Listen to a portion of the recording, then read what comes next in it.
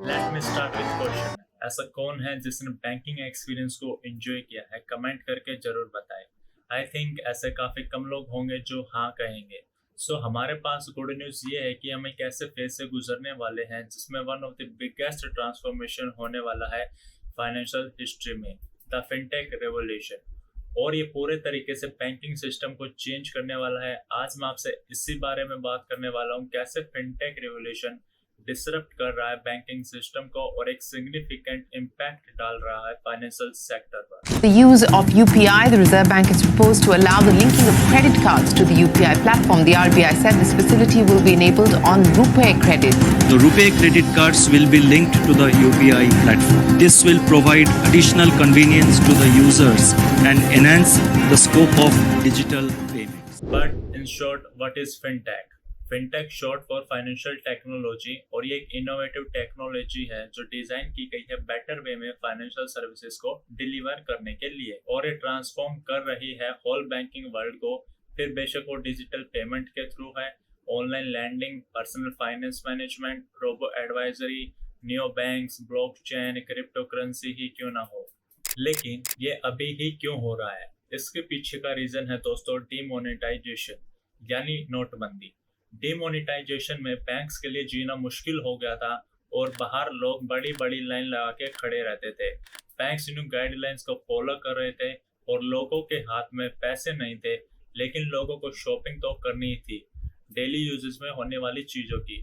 और यही वो टाइम था जब डिजिटल पेमेंट्स का रिवोल्यूशन आया, जिसमें पेटीएम, गूगल पे, फोन पे, ना जाने कितने प्लेटफॉर्म्स मार्केट में आ गए थे जो हमें ये सर्विस प्रोवाइड करा रहे थे कि हम 10 रुपए की चीज़ लें या 10,000 रुपए की, हम वो पेमेंट अपने फ़ोन से कुछ क्लिक्स पे कर सकते थे, जो कि काफ़ी एफिशिएंट था, क्योंकि कैश पॉकेट में रखना भी एक झंझट से कम नहीं होता था। और फिर उसके कुछ वक्त बाद सरकार ने भी कदम उठाया और यूपीआई लॉन्च कर दिया गया, जिसके चलते ये और सीमलेस एक्सपीरियंस हो गया अब एक यूज़र के लिए। और आज देखो, इंडियन टाइम्स के अकॉर्डिंग मई 2023 में 9.41 बिलियन ट्रांजैक्शन हुई है यूपीआई के थ्रू, जिसकी टोटल वैल्यू मई में 14.3 ट्रिलियन रुपीस टच हुई है। याद कीजिए लास्ट टाइम आप कब बैंक गए थे, कब आप लंबी लाइन में लगे थे, कब आपने बैंकर्स को देखा था। मुझे नहीं लगता हम में से ज़्यादातर को याद भी होगा, क्योंकि फाइनेंशियल सर्विसेज के साथ हमारा इंटरेक्शन कम्प्लीटली शिफ्ट हो चुका है। आपको याद होगा जब अकाउंट ओपन कराते थे तो आपको फिजिकली बैंक तक जाना पड़ता था वेरिफिकेशन के लिए, और 1 से 2 दिन लग जाते थे अकाउंट ओपन होने में। बट विद न्यू बैंक्स आप अपने फ़ोन से ऐप ओपन करके फोटो और वीडियो के थ्रू वेरिफिकेशन करा सकते हैं और कुछ मिनट में आपका अकाउंट ओपन हो जाएगा।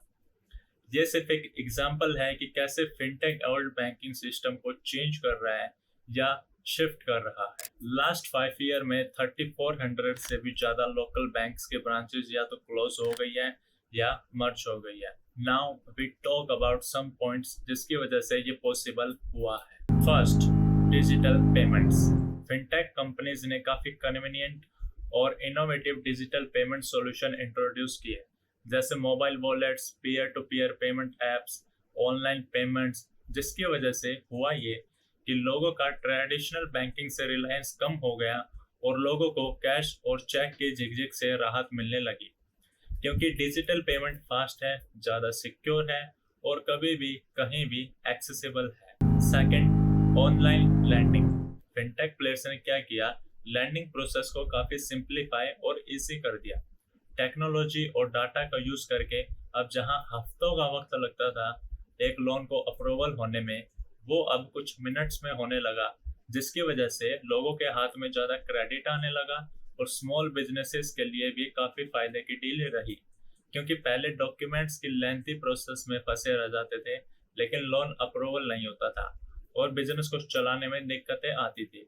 लेकिन अब क्रेडिट जल्दी मिलने लगा तो स्मॉल बिजनेसेस के लिए भी एक ट्रांजेक्शन साइकिल को चलाने रहना ईजी हो गया। Third, personal finance management. Fintech app आपके फ़ोन में होंगे जो आपको कुछ टूल्स देते हैं, जिसकी हेल्प से आप अपनी मंथली बजटिंग कर सकते हैं, अपने एक्सपेंसेस को ट्रैक कर सकते हैं और अपनी फ्यूचर प्लानिंग कर सकते हैं। और इससे लोगों को भी रियल टाइम में अपनी फाइनेंशियल हेल्थ का पता रहता है और फाइनेंशियल डिसीजन लेने में हेल्प करता है। Fourth, robo advisory. Fintech players automated investment introduce करते हैं जो एल्गोरिदम और आर्टिफिशियल इंटेलिजेंस का यूज करते हैं और आपको इन्वेस्टमेंट एडवाइस देते हैं और पोर्टफोलियो मैनेज करने में हेल्प करते हैं। SIP, mutual funds, stock market, ये सब के लिए भी बहुत सारे प्लेटफॉर्म मार्केट में अवेलेबल है जो ये काम कर रहे हैं, जिसकी वजह से इन्वेस्टिंग ज़्यादा इजी, ज़्यादा एक्सेसिबल, कॉस्ट इफेक्टिव और एफिशिएंट हुई है एज कंपेयर जो traditional bank investment option provide कराते थे FD जैसे ऑप्शन देकर। 5, नियो बैंक्स। लास्ट कुछ ईयर में काफ़ी फिनटेक स्टार्टअप्स बढ़े हुए हैं जिनको डिजिटल ऑनलाइन बैंक कहा जाता है, क्योंकि ये ऑनलाइन प्लेटफॉर्म है जो मोबाइल फ़ोन के थ्रू एक्सेस किए जाते हैं और सीमलेस अकाउंट ओपनिंग और सिंपल यूज़र इंटरफेस प्रोवाइड कराते हैं, जिसकी हेल्प से एक यूज़र के काम इजी और फास्ट हो जाते हैं और बैंक जाकर लाइन में लगने वाली प्रॉब्लम से बच जाते हैं। 6, ब्लॉकचेन एंड क्रिप्टो करेंसीज।